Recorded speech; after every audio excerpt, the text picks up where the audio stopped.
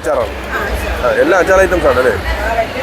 പാവയ്ക്ക അച്ചാർ, നെല്ലിക്ക അച്ചാർ, നാരങ്ങ, ബ്ലൂബെറി അച്ചാർ. ഓക്കെ, ഇത്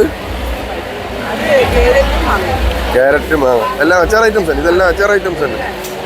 ഇത് നമ്മൾ കൃത്രിമമായിട്ടുള്ള എന്തെങ്കിലും ഐറ്റംസ് ഒക്കെ ഇതിനകത്ത് ചേർക്കാറുണ്ട്? ഇത് ഇത് വെളുത്തുള്ളി, മാങ്ങ, മാങ്ങ. ഇതിന്റെ പ്രത്യേകത രണ്ടും തമ്മിലുള്ള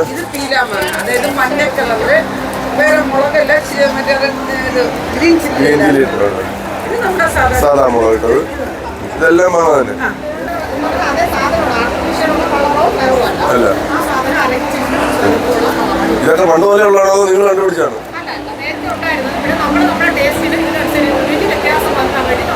നിങ്ങൾ ചില പരീക്ഷണങ്ങളൊക്കെ നടത്തുന്നുണ്ട്.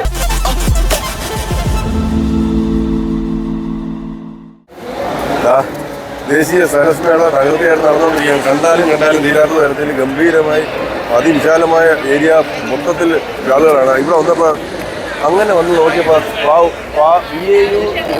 PAU തിരുവനന്തപുരം എന്താണ് ബ്ലോക്ക് എന്നാണ് PAU എന്ന് പറയുന്നത്. അപ്പോൾ എന്തായാലും PAU തിരുവനന്തപുരത്ത് നിന്ന് വന്ന ടീമുകളാണ്. അപ്പോൾ കുറേ വായിൽ വെള്ളമൂറുന്ന ഐറ്റംസ് ഇരിക്കുന്നുണ്ട്. അപ്പോൾ അതെന്തൊക്കെയാണെന്ന് ചോദിച്ച് മനസ്സിലാക്കാമെന്ന് വിചാരിച്ചു. ഇതെന്താണ് ഇറച്ചി പോലൊക്കെ ഇരിക്കുന്നത്? മുളകിനകത്ത് മസാല സ്റ്റഫ് ചെയ്ത ഐറ്റമാണ്. ഇത് വലിയ മുളകാണ് അല്ലേ? ശരി, ചുമ്മാ ചവച്ചിൻ്റെ മതി. അച്ചാറാണ്, അച്ചാർ പോലെ ചോറിൻ്റെ കൂടെ. ഇത് തേനല്ലി, അത് പിന്നെ കണ്ടാൽ മനസ്സിലാവും. ഡ്രൈ ഫ്രൂട്ട്സിൻ്റെ അച്ചാറാണ്. എല്ലാ അച്ചാർ ഐറ്റംസ് ആണ് അല്ലേ? പാവയ്ക്ക അച്ചാർ, നെല്ലിക്ക അച്ചാർ, നാരങ്ങ, ബ്ലൂബെറി അച്ചാർ. ഓക്കെ, ഇത് ക്യാരറ്റ്, മാങ്ങ, എല്ലാം അച്ചാർ ഐറ്റംസ് ആണ്. ഇതെല്ലാം അച്ചാർ ഐറ്റംസ് ആണ്. ഇത് നമ്മൾ കൃത്രിമമായിട്ടുള്ള എന്തെങ്കിലും ഐറ്റംസ് ഒക്കെ ഇതിനകത്ത് ചേർക്കാറുണ്ട്? ഇത് ഇത് വെളുത്തുള്ളി, മാങ്ങ, മാങ്ങ. ഇതിന്റെ പ്രത്യേകത രണ്ടും തമ്മിലുള്ള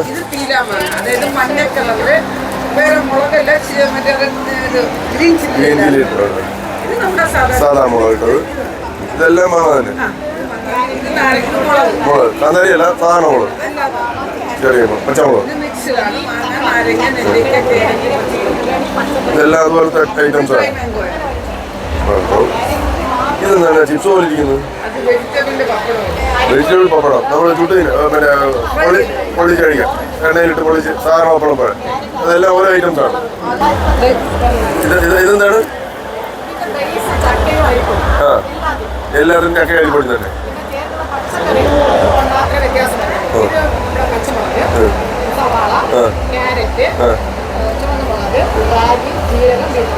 ഓ മതി.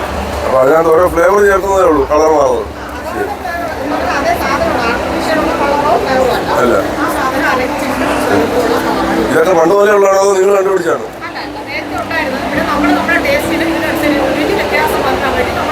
നിങ്ങൾ ചില പരീക്ഷണങ്ങളൊക്കെ നടത്തുന്നുണ്ട്, അത് വേണം. ഇത് കുടിൽ വ്യവസായം പോലെ ചെയ്യുന്നതാണോ അതോ?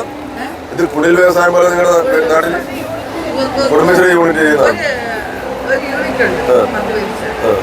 അപ്പൊ അവിടെ ചെയ്യുന്നതാണ് തിരുവനന്തപുരത്ത് നിന്ന് വരുന്നതാണ്.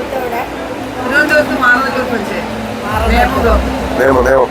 അപ്പോ അവിടെ നിങ്ങൾ അവിടെ ബിസിനസ് എടുത്തുണ്ട്, സെയിൽസ് ഉണ്ട്? അപ്പൊ ഇത് മേളകളുണ്ടല്ലോ. അപ്പൊ തിരുവനന്തപുരത്ത് കേരളീയത്തിനുണ്ടായിരുന്നു, അവിടെ ഉണ്ടായിരുന്നു. പുത്തരിക്കണ്ടത്ത് ഉണ്ടായിരുന്നു, അവിടെ ഉണ്ടായിരുന്നു. അപ്പൊ ഇതെങ്ങനെയാണ്? ബ്ലൂബെറി അത് എല്ലാവർക്കും ഇഷ്ടപ്പെടുന്നുണ്ട്, വാങ്ങിക്കുന്നുണ്ടല്ലോ.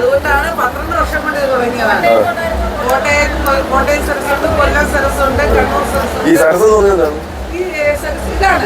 ഇതാണ് സരസ്, ഹൃദയ സരസ് എന്ന് പറയുന്നത് ഇതാണ്.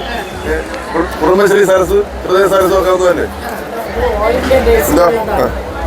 എന്താ കുടുംബശ്രീ നമ്മുടെ നാട്ടിലെ പ്രചാരത്തിന് ശക്തിയായിട്ട് വരുന്നതിന് മുമ്പേ തന്നെ നമ്മുടെ വ്യവസായ വകുപ്പ് അങ്ങനെ കാര്യത്തിന് നിർമ്മാണം അങ്ങനെയുള്ള എല്ലാവരും കൂടെ ചേർന്ന് നടത്തിക്കൊണ്ട് ഓൾ ഇന്ത്യ ലെവലിൽ അന്നേ ഉള്ളതാണ്. ഓരോ സംസ്ഥാനത്തിനും ഓരോന്നുണ്ട്. ഇപ്പോൾ കാശ്മീർ മുതൽ നമ്മുടെ കേരളം മുതലുള്ള എല്ലാവരും ഇതിനുള്ളിലാണ്. അതേപോലെ ഓരോ സംസ്ഥാനത്തും ഈ പ്രോഗ്രാം ഒരു വർഷം 2 വെച്ച് നടത്തുന്നുണ്ട്. കേന്ദ്ര സർക്കാരിൻ്റെ കൂടെ ഫണ്ട് അതാത് സംസ്ഥാനങ്ങൾ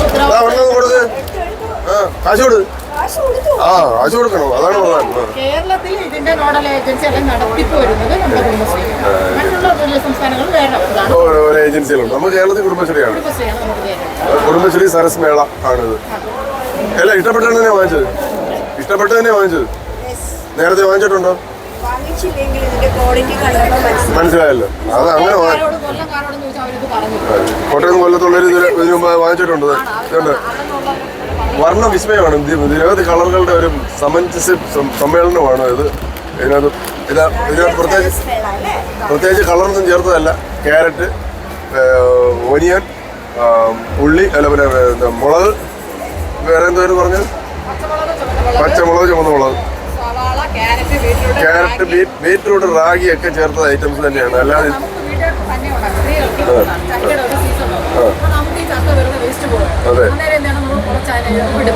ജസ്റ്റ് ഒന്ന് ആവിയിൽ വെക്കും. അതിനൊന്ന് അരച്ചിട്ട് അതിന്റെ കൂടെ നമുക്ക് എന്താ ചക്കയ്ക്ക് ഇതുള്ളതെന്ന് പറഞ്ഞാൽ നമുക്ക് ഒറ്റയ്ക്ക് ആ പ്രോഡക്റ്റ് നിലനിർത്താൻ ഇച്ചിരി ബുദ്ധിമുട്ടാണ്.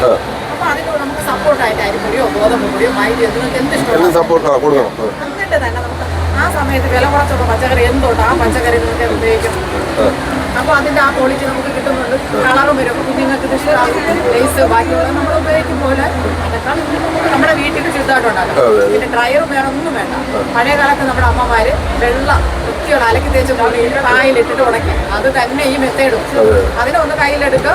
നമ്മൾ കൊണ്ടാട്ടം ഉണ്ടാക്കുന്ന മാതിരി ഒന്ന് ആക്കുക. നല്ല വെയിലിൽ ഉണക്കുക. പിന്നിൽ അടച്ചു വെച്ചാൽ 2 വർഷം ഇത് കേടുകൂടാൻ പറ്റും. ആവശ്യം വരുമ്പോൾ കുറച്ചെടുക്കുക. വറുക്കുക. ചോറിനോ ചായക്കോ എന്തിനും കഴിക്കും. കട്ടൻ ചായക്ക് ഏറ്റവും സ്നാക്സ് പോലെ ഉപയോഗിക്കാം. ഈ പുതിയ പിള്ളേർക്ക് ഇതൊന്നും അറിയത്തില്ല. അവർ നേരെ പോയി ലൈസ് വാങ്ങിച്ച് അടിക്കും, കുർക്കുറെ വാങ്ങിച്ച് അടിക്കും. എന്നിട്ട് പിന്നെ അത് പ്ലാസ്റ്റിക് ആണെന്ന് പറഞ്ഞ് പിന്നെ പത്രത്തിൽ വരുമ്പോഴത്തേക്ക് അതിനെ കുറിച്ച് കടന്ന് ചെറിയൊരു കോട്ടിങ് വരുന്നുണ്ട്. കപ്പയുടെ പാല് ചേർക്കും. ആ ചേർക്കുന്നതിന്റെ ഉദ്ദേശം ഇത് തണുത്തു പോകും. ഞാൻ എപ്പോഴും കേട്ടിരിക്കുക. പിന്നെ ഇതിനൊരു തിളക്കുണ്ട്. നമ്മളെല്ലാവരും ഭംഗിയോടെ നോക്കുന്ന ഒരാൾക്കാരാണ്. എന്ത് സാധനം ഭംഗിയുണ്ടോ. അപ്പൊ ഇത് വരുമ്പോഴത്തേക്ക് നമുക്ക് ഇതൊരു ഫിനിഷായിട്ട് വൃത്തിയുണ്ട്. ഇത് തണുത്തു പോകാതെ ഈ തണുപ്പത്തിരുന്നാലൊന്നും ഇതിനൊന്നും ബാധിക്കത്തില്ല. തുറന്നു കാണിക്കണത് പെൺകാണിച്ചല്ലേ. അപ്പൊ ഇങ്ങനെ നാട്ടിൻപുറത്ത് നമുക്ക് നിരവധി ഇങ്ങനെ ഇത്തരത്തിലുള്ള ഭക്ഷണ പദാർത്ഥങ്ങളുണ്ട്. വാങ്ങിച്ച് നോക്കിക്കൊണ്ടിരിക്കാതെ വാങ്ങിച്ച് കഴിക്കണ്ട, വാങ്ങിച്ചുകൊണ്ട് പോകും. വീട്ടിൽ കൊണ്ടിട്ട് ക്ലിയർ ആയിട്ട് വാങ്ങിക്കാം. അപ്പൊ നമുക്ക് ഇത്തരം സംഭവങ്ങൾ കണ്ടുകൊണ്ട് നാളെയും കാണാം.